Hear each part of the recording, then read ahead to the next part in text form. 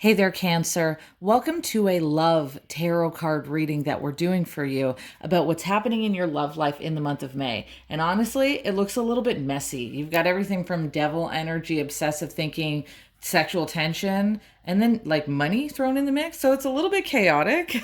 And we're going to focus on the love life aspect for those of you who are in relationships, also those of you who are out of relationships. That includes friend zones, situationships, breakups, and for those of you who don't have anybody in mind in particular, you're just thinking about going off into the world and hoping love finds you.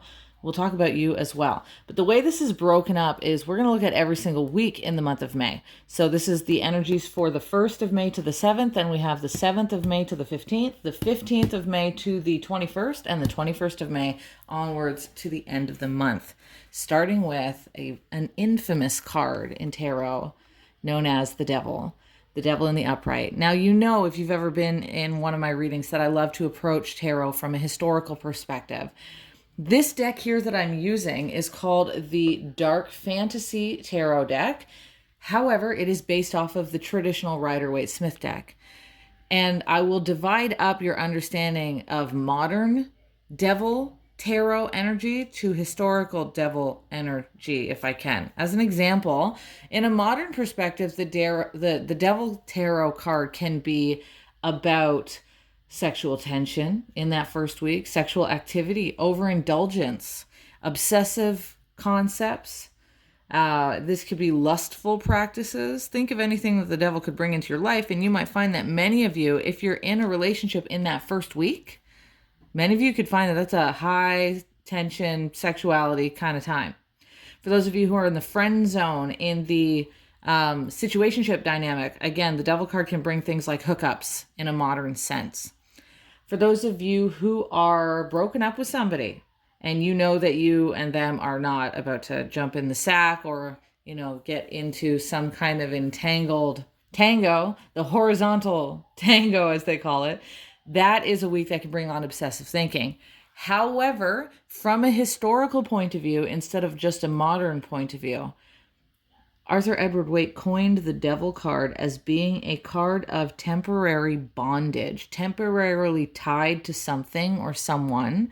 And I want the emphasis to be on the word temporary. And when we talk of bondage, something you're temporarily stuck into, it does insinuate that you're not going to be stuck in that position permanently. So for those of you who do have an intimate encounter, again, it could be just for that week and then things shift. For those of you who are dealing more with obsessive thinking, rumination, limerence, even concepts of anxiety, again, this is a temporary concept. If it was in the reversal, I would say that you are still stuck into it. But in that week, although it may begin where you feel stuck, by the end of that week, you will not be in the same position. Things will shift. For those of you who are not in a relationship with anybody, not in the friend zone, not in the situationship dynamics, you don't even have anybody that you're interested in, you're just hoping somebody might come along. The Devil card could be a sentiment of anxiety or obsessive thinking or indulgences that you're doing on your own. As an example, that first quarter of the month, you could play the field a little bit. You could evoke those devil-like qualities and be all for you, talking to multiple people as an example of indulgence. Other concepts could be when a person overindulges, they might be partaking in certain addictions, visual stimulations. If you catch my drift, it could be a time where you're just kind of doing the solo thing, solo intimacy in that week, but it causes you to yearn for a sentiment of connection. Instead, you're very much on your own, as an example. So it could be either or. You could be philandering with quite a few people, or you could be on your own. But for those of you who do not put yourself out there into the world in a lustful behavior, then this could be you removing yourself from bondage of a previous situation. So if you're that kind of person who's been dealing with a sentiment of heartbreak, that week right there could be when you remove yourself out of it, right? Putting yourself out of the obsessive thinking, letting go of past situations. Whatever you're doing, you do it for a little bit. You have that anxiety or you have that lust or you have the obsessive thinking for a little bit in that week, and then you remove yourself from it. There is a shift in that week. The Seven of Wands then comes up next. This card in traditional tarot is about a battlefield kind of circumstance where usually the character on the front of the traditional Seven of Wands is so tall, so large, that it is the significator that you or the person on the front of the card will overcome any of the battles. Usually there is 7 adversaries, many difficulties, but in that upright position, you do overcome the situation. The problem is that you got this card in the reversal position. And when it's in the reversal position, it's a card of loss. It's a card of trying to accomplish something and it doesn't work out. For those of you in relationships, if you're trying to communicate something with your partner, you take a loss on that. For those of you who are separate and broken up, you may be trying to communicate with somebody and it feels like there are messages that are being sent that may be a little bit on the embarrassing note, because the Seven of Wands can be embarrassments. Losses that include embarrassments, according to traditional tarot over 100 years ago. So think of the idea of trying to convince somebody to speak with you, to talk to you. Maybe you're sending text messages to get their attention, and instead of it working out in your favor, it could be embarrassing to be sending those kind of messages, and it could result in getting left on red, as an example. Not to freak anybody out, just being hyper realistic about how these cards function. For those of you who are in the friend zone, the situationship, again, you could find division at that time. You could find a couple embarrassments coming up at that time. And for those of you who are trying to get into the dating game, there could be conversations that you have. Again, there may be a few people, or just, allowing people to slide into your DM the previous week, and then 1 week later, you're like, yeah, that was a loss. I shouldn't really have done that. It can be that kind of thing. Embarrassments are fine to happen in life. Just so you know, we all have them happen. Sometimes we send the wrong text message. Sometimes we allow the wrong person to slide into our DM and we conversate with them and we get hopeful.